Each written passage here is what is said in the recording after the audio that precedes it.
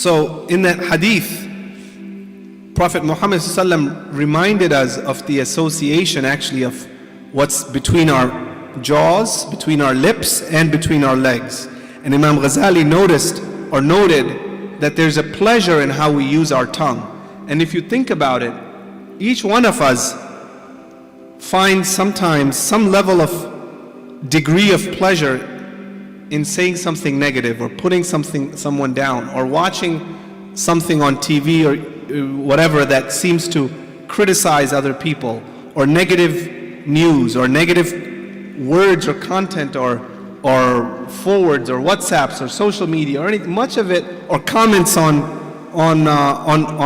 anything, on YouTube, Facebook, whatever it might be.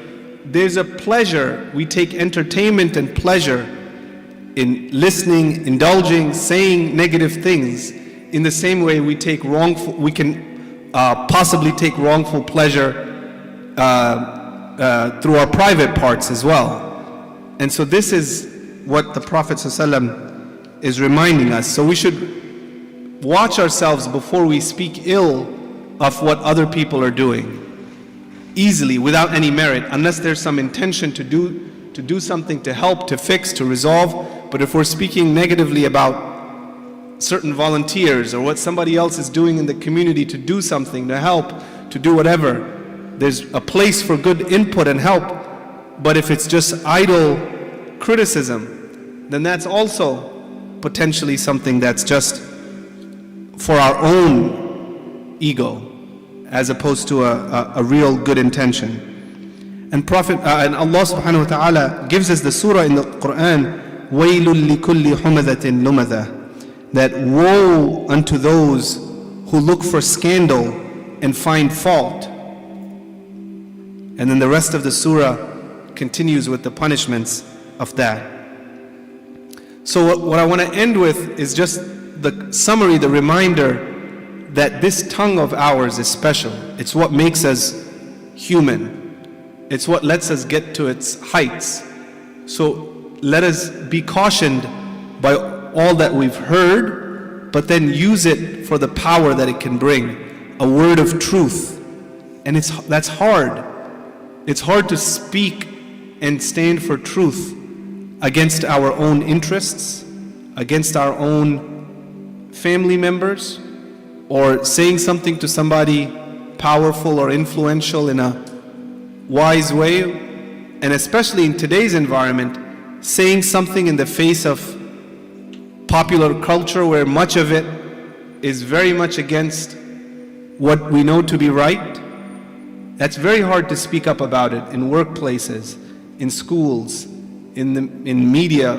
That's a different thing, on social media, because whether it's getting canceled, or whether it's negative, people seeing you in a negative light, or seeming out of touch.